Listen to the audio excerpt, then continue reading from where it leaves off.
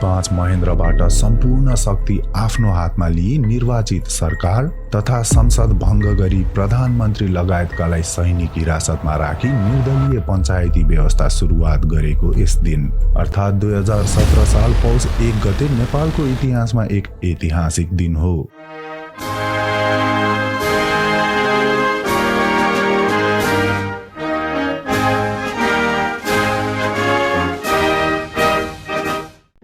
पछि बनेको यो मन्त्रीमण्डलले शान्ति सुरक्षा कायम गर्ने जस्तो हरेक सभ्य सरकारको प्राथमिक कर्तव्य पनि पूरा गर्न सकेन। श्री 5 महेन्द्रको विचार थियो नेपालको सन्दर्भमा पार्टी व्यवस्थाभित्रका गलत व्यक्तिहरूलाई विदेशीले प्रयोग गर्ने गर्दछन्। यस अवस्थामा पार्टी व्यवस्थाले जनता मात्र विभाजित गराउने होइन, राष्ट्र नै विभाजित गराउन सक्छन्।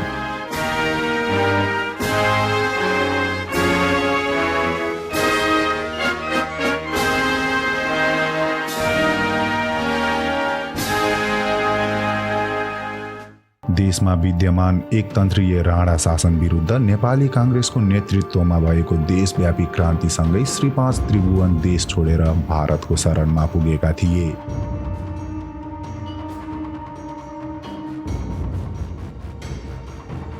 अन्त्यमा तत्कालीन भारतीय प्रधानमन्त्री जवाहरलाल नेहरूको संयोजकत्वमा नयाँ दिल्लीमा राणा, काङ्ग्रेस र राजाबीच त्रिपक्षीय सम्झौता भएपछि काङ्ग्रेसले आन्दोलन रोकेको थियो र श्री 5 त्रिभुवनको स्वदेश फिर्तापछि 2007 साल फागुन 7 गते प्रजातन्त्रको घोषणा गरियो। तर नेपालमा प्रजातन्त्रको उदय भएको भनिए पनि 2007 सालको क्रान्तिको समयदेखि नै भारतले नेपाललाई आफ्नो संरक्षित राज्य बनाउन अनेकौं हतकण्ठा लागू गर्दै आयो र प्रजातन्त्र आइसकेपछि पनि नेपाललाई अस्थिर बनाउने कार्यमा सक्रिय भइरह्यो।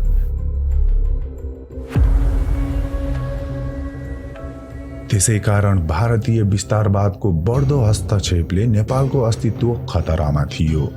जानकारहरूका अनुसार पौष 1 गतेको त्यो बेलाको कदम नेपाली काङ्ग्रेसको विरुद्धमा नभएर भारतीय हस्तक्षेपको विरुद्धमा केन्द्रित थियो। श्री 5 महेन्द्रबाट यदि त्यो कदम नचालिएको भए सिक्किमभन्दा पहिले नेपालको अस्तित्व समाप्त गर्ने भारतीय योजना पूरा हुने थियो। नेपाली काङ्ग्रेस सत्तामा आएपछि बीपी कोइरालासँगको मित्रताको फाइदा उठाएर भारतले नेपालको जलस्रोत कोशी, गण्डक, दाङदेउखुरी जलकुण्ड योजना लगायतका कोशी उच्च बाँध निर्माण गरेर नेपाल कब्जा गर्ने योजनामा थियो। एउटा स्वतन्त्र सार्वभौम राष्ट्रको आफ्नै फौज हुन्छ, आफ्नै मुद्रा हुन्छन् र आफ्नै भाषा हुन्छ। आफ्नो देशको भूभाग खरिद बिक्री गर्ने अधिकार आफ्नै देशका नागरिकमा मात्र रहन्छ।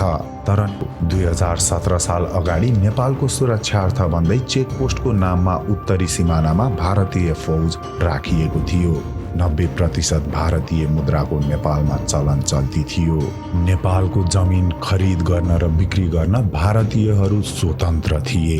नेपालको एक जिल्लाबाट अर्को जिल्लामा जान भारतकै बाटो हिँड्नुपर्ने बाध्यता थियो। नेपालभित्र हिन्दी भाषाले ठूलो प्रभाव जमाएको थियो।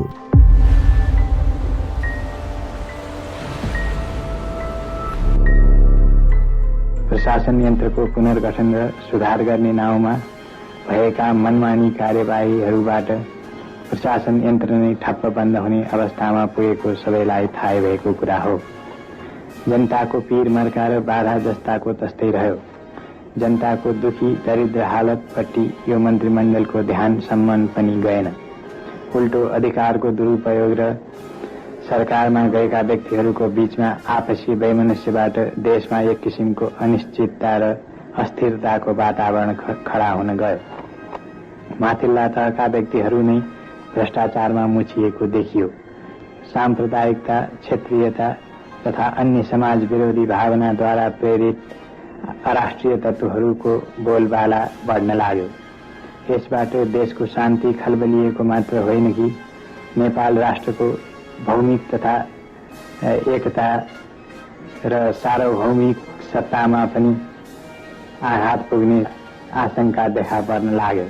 निर्वाचित संसदलाई विघटन गर्नु झट्ट हेर्दा नराम्रो मानिए तापनि राष्ट्रको सवालमा श्री 5 महेन्द्रबाट चालिएको 2017 सालको त्यो कदम देशको सार्वभौम सुरक्षाको लागि आवश्यक तथा समयानुकूल थियो।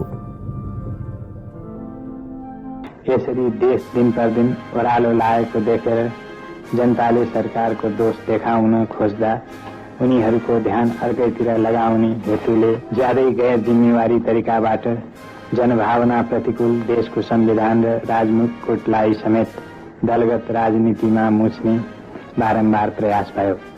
फलस्वरूप एउटा ज्यादै डरलाग्दो स्थिति उत्पन्न हुन गयो, जसबाट राष्ट्रको भविष्यमा समेत सबैको निम्ति धब्बा लाग्ने सम्भावना देखियो।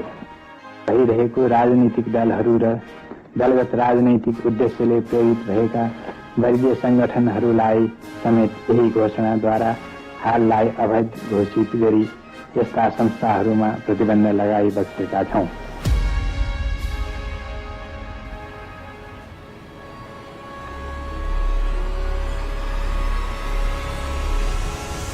दुई 2015 साल फागुन 1 गते घोषणा गरिएको नेपाल अधिराज्यको संविधान 2015 को धारा 55 मा राजालाई संकटकाल घोषणा गर्ने लगायत संसद सरकारी निकायमा निहित कुनै वा सबै अधिकार ग्रहण गर्ने व्यवस्था थियो भने धारा 56 मा संकटकाल घोषणा गर्ने अधिकार पनि थियो। श्री 5 महेन्द्रबाट धारा 55 प्रयोग गरी मन्त्री प्रधानमन्त्रीहरूलाई पदच्युत गरी संसद भङ्ग गरिएको थियो भने धारा 56 अन्तर्गत संकटकाल घोषणा भएको थियो। यस पृष्ठभूमिमा पौष 1 गतेको कदमलाई असंवैधानिक भन्न मिल्ने अवस्था छैन।